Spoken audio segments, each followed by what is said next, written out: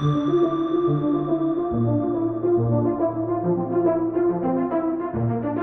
all face those moments. You're exhausted, your calendar's packed, and there's this choice staring you in the face. Maybe it's a tough conversation you need to have, or that workout you promised yourself you do, or even that prospect you know you need to follow up with. In that moment, you feel the uncertainty and exhaustion regarding the task at hand. Your primal voice kicks in. I'm too tired, or now's not the right time. And then in a millisecond, it creates a story to make you feel better about not taking the action, and you let yourself off the hook. But these aren't just random moments, they're votes. Every time you make one of these choices, you're voting for either where you're headed or staying where you are. In this episode, Pam and I dig into what's really happening in those moments and why they matter more than you think. You'll learn exactly what's going on in your head, and when you face these choices, how to stop letting your primal brain run the show. What I want to do today, Pam, is I want to talk about the power of moments. I'll give you some context. There's a lot of context, actually. So I'm well aware, and I even wrote about this in our recent newsletter, Disrupting Conversations. So I'm well aware that we're through January here. And I heard some phraseology earlier in the month and throughout the month called Quitter's Day and all that. Can't say I've ever heard of that before, but right? It was just referencing the fact that so many people out there have some kind of resolution or goal that they set out to at the beginning of the year because it feels like a clean slate, right? And that by the second week or third week or somewhere in that time frame is Quitter's Day, because most of the time X amount of population has already, right, kicked the can down the road and they've reverted back to whatever they've done, and they've told themselves a story that it's okay, that they're reverting to their old habits, right? Quitter's Day. Yes. So I was thinking about that, and I was thinking about my own journey over the past 4 to 5 weeks, the things that I've done new or I've kickstarted again, and the different thought processes I've had to keep them moving, to keep it going. And then I thought about some of the groups that I've been coaching, where they too have been thinking through, okay, this year, what am I going to stop doing, and when does it stop? What am I going to do more of, and what am I going to do different? And I've had dozens of conversations with folks individually about that since the beginning of the year. And so this whole idea of moments has come to me, right? Because if I give the listeners an example, it happened to me last week, I think, or maybe, it was last week. So last week they've been all pretty long weeks, but last week I think there was 41 or 42 meetings that I had. Most of those are one-on-ones. And that takes a lot of energy, a lot of focus. And you know that, Pam, you live that. But it was late Thursday, and Ashley sends me an email going, hey, can you join this meeting at 3:00 on Friday? And I think it was actually a meeting with you and Christy. And every day I'd been up at 5. It's part of my reinvigorating my morning routine, working out, right? All that. And so I'm like, oh, I want to be a part of that call. And in that moment, I just felt like, oh my God, am I going to have the energy? Am I going to be able to mentally provide any value? Am I mentally going to be able to contribute to the conversation with you and Christy? And I think part of that too, and you and Christy's, as a way to a compliment to you guys, is that I know when I get on a call with you guys, I want to be mentally sharp. I want to contribute, right? And so I was even more aware of it then too. And I remember thinking to myself, oh, am I going to have what it takes? Am I going to be of any value? So, and I'm like, I don't want Christy and Pam to judge my ass because I'm exhausted. But then I thought, wait a minute. This is all about what I want to create that's new and different. And this is about what I want to experience that's new and different. And so not getting on the call keeps me in the same level or the same avenue of creation and experience. Getting on this call is a step more toward what I want to create and experience. Now, what I want to create and experience may not happen on that call, but it is a step and a vote toward it. And I just thought, I got to get on the call. Now, maybe I'm going to do a shot of espresso before I get on the call, but I'm going to get on the call. So that's what really got me thinking about it. I know it's a little bit of a longer story, but I had that split moment of that battle in my head between all the other meetings I had, all the other routines I was trying to continue to still do and all staying sharp. And then knowing I had this meeting was there and I wanted to be sharp for that. And I had that moment of, oh, what do I do? And so then it got me really thinking about moments, right? How important they are. It's your self-awareness in the moment. That's the most important part to aspirations of achieving, creating, or experiencing something different. So I know you've got those moments and you may describe it different. So when you think about, right, what kind of moments do you face where you have that moment where you got to slow down and have that little conversation with yourself? And what does it sound like? I do. I agree with you. I think I look at it a little bit different. So it's funny that you're bringing this up because, I'm a big proponent of identifying a word every year that kind of highlights how I want to operate, maybe evolve, attempt to do things a bit differently. And my word this year is choice. And you and I talk a lot, Dan, about the power of your subconscious, being more intentional about paying attention to your thoughts, the things that you say to yourself, what you convince yourself of. And for those of you that know me, it is extremely important to me that I continue to challenge myself. It's just who I am at my core. The word choice I picked this year because, Dan, exactly what you are saying. So there's a couple of rules of thumb that I follow. No one is forcing me to do any of the things that I've decided to do. No one's forcing it. No one's forcing me to set the goals that I have. No one's forcing any of this. So the first thing I always remind myself of is, Pam, this was your choice. This was your choice. It's not anybody else's responsibility to determine what I want to tackle this year. It's mine. So that's my first thing. Then, Dan, to your point, I think what I have learned about myself through like paying attention to my thoughts and self-talk and all that stuff we talk about is I have to decide, are things hard or are they just uncomfortable? Are they hard or uncomfortable? I think over the years, I've convinced myself that things are hard and they're not, Dan. So we talk about this a lot too. Part of what we do and what we try to coach others is a level of mental toughness. And I think I go about this a bit differently than most. But I always want to make sure that I am increasing my ability to be mentally tough. And that comes with a level of being uncomfortable sometimes, but I'm trying to really delineate for myself, is something really hard or is this just going to be uncomfortable? And that goes more to mental toughness.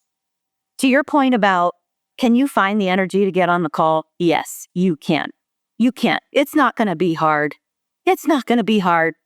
It's going to be uncomfortable, but you can do it.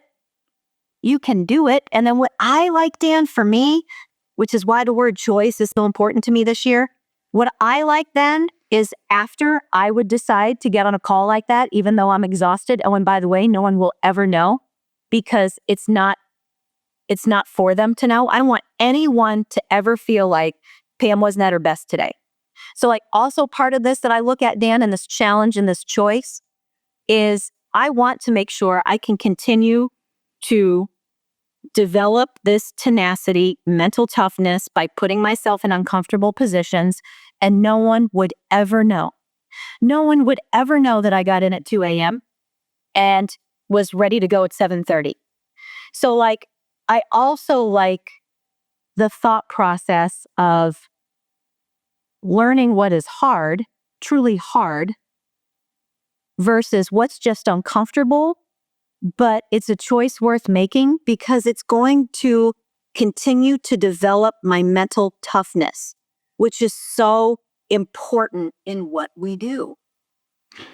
When you say hard or uncomfortable, my head went to something a little bit different. It was hard or different, right? That's all. Because I think what's different makes us uncomfortable, but not necessarily is it bad. Different doesn't mean bad. It's just different, right?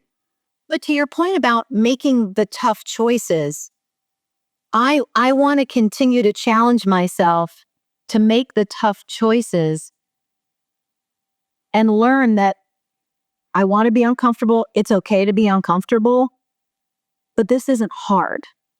Like Pam, don't convince yourself things are hard. I can show you people that have to do hard things. Right. This isn't hard. It's just going to be uncomfortable for me. I like the word different, but uncomfortable challenges me to be able to say after I was done, well, look at that. It was uncomfortable, but you did it. So let me And now you're a little bit mentally stronger as a result. So let me ask you a question on that, all right? Do you have a vision for what you're trying to create for yourself or within yourself? Yes. Okay. So my gut is part of this is you're able to remind yourself of that vision, not who you are today. And I don't mean that like we all change who we are. No, we just evolve to that next possible level of who we are. But you must have that vision that you're saying, okay, this is hard. I just got in and now it's 2 a.m. after a full day or 2 full days or whatever. And I know I made a commitment to myself that I would get up and work out. And so because of that, my first session starts at 7:30. I still got to get up at 5:30. Because I have this vision, right? It's like, okay, either am I telling myself the vision's no longer important, or am I telling myself the vision is still very important and I'm taking a step toward it, right? And this choice matters. Yeah. This choice that I'm about to make does matter around what 80-year-old version of Pam is going to be able to do. Yep. Right. So I think for our listeners, and this came up in sessions this week and the week before, you have to have a vision of where you're headed. You do, because when I look at my own experiences, I'll give you, like, this one, Pam. I went through a divorce. When I first went through that divorce, I was doing a lot of traveling, and I would only see my kids maybe one day on the weekends, and it was really hard because they were the most important thing in my life. And I remember thinking back, well, what got me through that? It was a vision. I had a vision for how I wanted my life to be, and I had a vision how I wanted the life to be with my kids and the things that I would be able to create for them and the time I would have with them. In order to get to that vision, I had to go through a struggle. I had to go through some difficult decisions. I had to move through some less than enjoyable experiences. But those moments, I had to make sure I was true to what I was trying to create.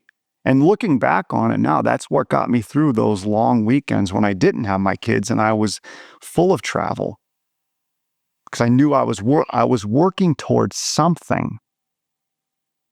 And see, I think that's so important. Have that vision. And then, like, what I've started to do, so I'm trying to figure out, I make a list of words and I try to figure out what words do I really associate and like they bring me down and they block me from doing things, which is funny, Dan. It's why I came up with I don't like the word hard. When I say the word hard to myself, it kind of like, I don't know. It's tougher for me to get over than uncomfortable. So I'm trying to also figure out what words do I need to replace for myself so that I will make the choice because of how I'm describing things. I love that. I love that. So for our listeners, please do that. And I'm going to add something to it in a second. But Pam, you're spot on. You've done, I don't know what, it's like a cognitive reframe, but you've been able to trigger the cognitive reframe. And again, those are not clinical terms necessarily when I say the word trigger. There might be a lot better term for someone who's listening with a PhD right now that might say, okay, Dan, there's a better term for that. I got it. Right.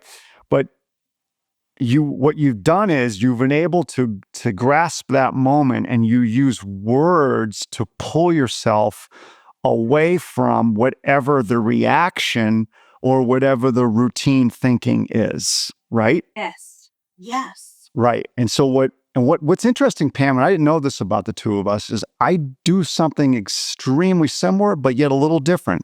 I use questions. But I do the same thing. Like, I will use questions. I will interview myself in those split moments. And I will say, okay, Dan, if you push this off, what does that create? And what does that do? If you do it, what does that create? Right? Dan, how does it help? Is it progress if you push it off? Or are you just staying where you are?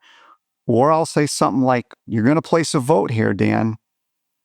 Are you voting toward where you're going, or are you voting toward where you're staying? I will interview myself in that split moment so that I make sure that whatever might be different or whatever behavior I'm trying to manage and minimize, or if I'm trying to do something and be less reactionary, I will use questions in that moment.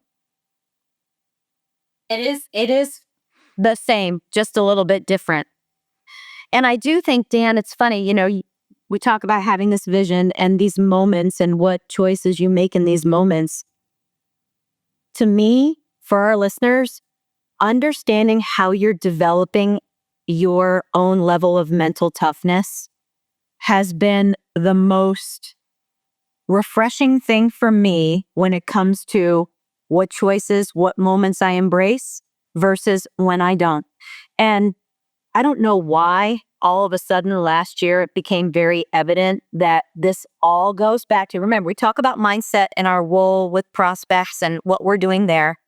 But when we talk about developing ourselves so that we can become this vision we have out there, for me, the mental toughness piece has been one of the most important things for me to embrace than anything else, so that in these moments, I make the uncomfortable choice. So let's talk about that, because look, for our listeners, Pam and I have been there, right? It's whether you're thinking about, hey, my calendar says I need to prospect for the next 2 hours now, but boy, this client's having some issues. I need to help the team out with that, or I need to take care of that, right? That's a choice, right? Or it's, hey, I know I should be following up with these possible prospects, or I should be following up with this person I just had a meeting with, but you don't know what to say. You're not sure if what you're saying is going to resonate. And so you start to procrastinate, and you start thinking about it. You start overthinking about it because you have this mindset that you got to get it perfectly right. Before you know it, you've drained yourself, and you say, you know what? Right now is not a good time. I'm going to wait till tomorrow. I'm going to wait till Monday. I'll be more clear-headed, right? Those moments, wake up, Are you going to get to the gym because you know you do better for you and your family? Maybe you have a workout place in your house. It's about going downstairs, right? Getting on the bike, getting on the rower. But it's 5:15 in the morning. You got in at 11:30 midnight last night. What do? Choice, right? So again, those are just some of the choices that we all have to make, right? So let's talk about, though, that mental toughness part, right? About what do you got to work through, or how do you reframe it so that you can start to build that, as you said, that resolve, that stamina, that toughness. First of all, you have to be super intentional about, am I even paying attention to this? So the slowing down that you talked about, slowing down, I'm doing a much better job of keeping my remarkable with me at all times. And when I get into that situation where, okay, what's the choice going to be and how am I thinking about this? I do think for our listeners, you have to understand, like, if you're not even paying attention to this, there's no way you're going to be able to improve it. And what I find is, as much as I thought I was paying attention to it, Dan, I don't know that I was as much as I had convinced myself. And so now all of a sudden, I'm trying to be so much more intentional.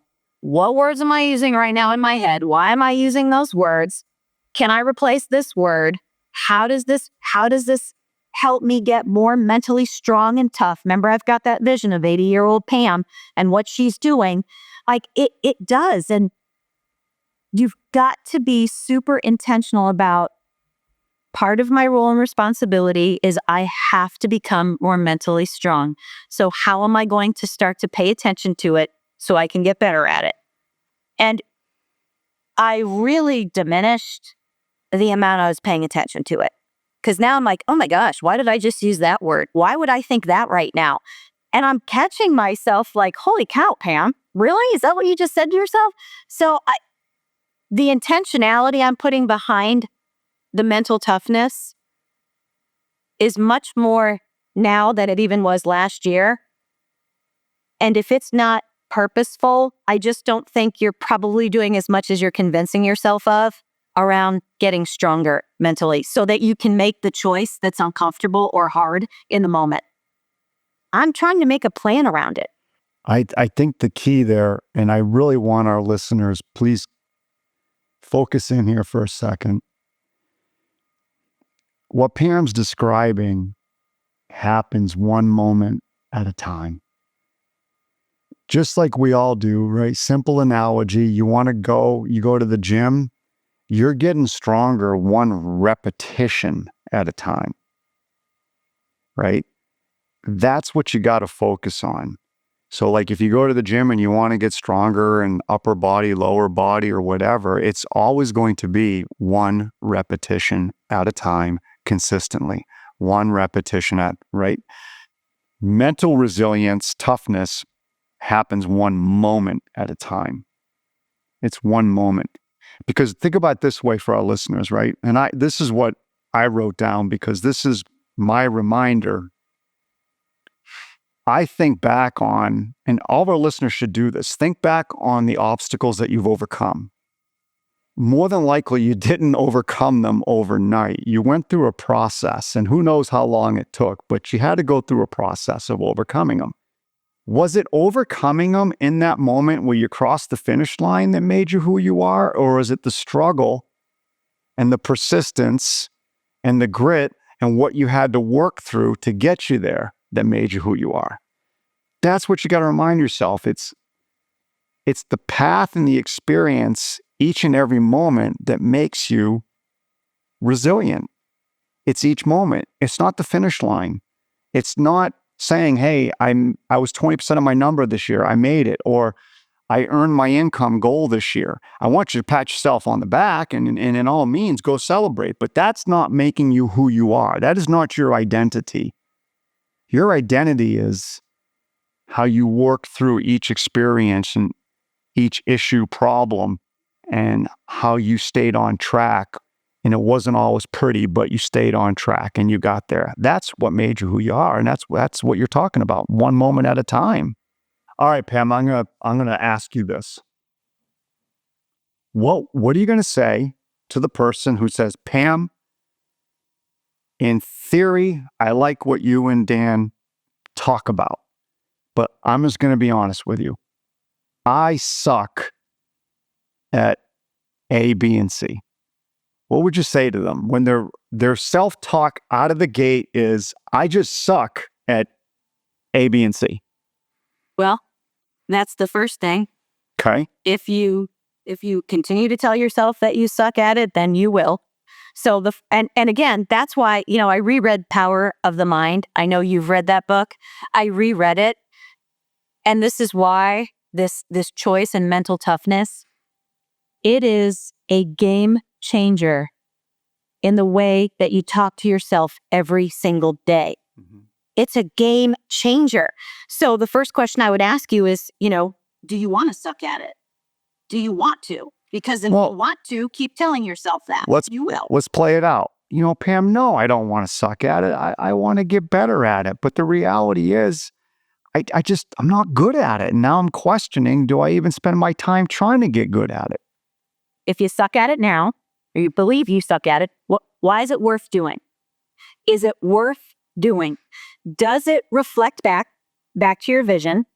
If you start becoming better at these things, does it matter? And Dan, sometimes I've come to the conclusion, it doesn't matter. Doesn't matter. So you know what? These are things I'm going to focus on, because if I'm going to go down this deep dive as, if I've got to get better at this, how does it relate to that bigger picture? And some of the things that I thought I wanted to tackle, I don't. So that would be the first thing is, okay, does it matter if you get better at these things? How does it relate to your bigger vision? I think right there, you hit one of the key spots for our listeners. And that is, listen, if you don't have the vision of why you think, at least at some point, this particular action that you suck at was important, if you don't have a vision of what getting good at that might represent for you, then you're right. You're just never going to get good at it. You're always going to tell yourself you suck at it, because you have to have clarity on what does that new action that you suck at right now. But if you got good, how does that equate to the vision that you have of whatever it is you're trying to achieve, create, and experience? That's the first piece. Because if you just keep telling yourself you suck at it and you don't have clarity on how it can help you in the path to what you want to achieve, create, and experience, then you're always just going to stay in this area and you're always just going to suck at it. But if you're clear here, then it's something that you want to evolve one moment at a time.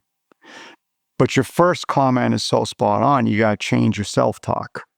For our listeners, number one is know where you're going. Be clear. 2, change your self-talk. You can't say you suck at it, because then you are fulfilling self-fulfilling prophecy there. Excuse me. You have to change it. Now, I wouldn't change it to I'm great at it, because then you know damn well you're lying to yourself. That's just as bad.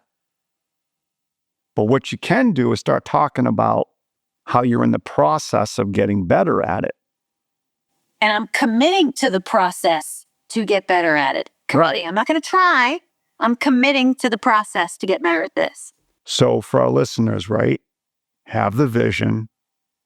Then you got to start changing the self-talk, which is not that you're great or awesome at it. It's I'm in the process of getting better at it. And I'm in the process of committing to the actual process and the work that needs to be done to get better at it. And then it's one moment at a time. And measure those moments. Measure those moments when you make the choice that's hard or uncomfortable. Oh, that's been really gratifying to go back. And it's even little stuff, Dan. It's even little stuff. Could you just check? Pam, could you just, measure the moments? Could you just in a journal or something, could you make a check every day that you stuck to that activity and that you weren't worried about being great at it? You weren't worried about being perfect, but you committed to it. You did it, and you placed the check in wherever you place it. And then over a period of time, maybe you've got 30 of them, maybe you have 40 of them. My gut is at that point, you're probably a lot better with 30 to 40 checks than you were when you were at 1 or 2. Exactly. The reason why I wanted to have this is, and I really like the dialogue, is I know watching people now is that they're losing the moment. That's the challenge. They haven't built or created a vision. And so it's hard to stick to something. And then when that moment comes where you have to like make the decision, I'm tired. Do I just do what's easy? Do I keep pushing forward? Whatever it might be. In that moment, without a vision, clarity, where you want to go, what you want to create, and that self-awareness you talk about, you use words, I use questions. It's learning to manage that moment. That's what it is. It's not about results. It's not about being successful in that moment. It's managing the moment and voting toward what you want to create. Think about this. What stories are you telling yourself in those key moments? Are you really facing something hard, or is it just different? And what's the real cost of avoiding those moments? Here's the truth. Your brain is wired to keep you safe and comfortable. That voice telling you to wait for the perfect condition, that's not serving you. That's just your primal instincts trying to protect you from any uncertainty or discomfort. The path forward isn't about being perfect. It's about recognizing these moments for what they are, opportunities to place a vote for where you want to go. Start paying attention. Get curious about your self-talk, and remember, it's okay to be uncomfortable. How many votes are you casting each day, and in what direction?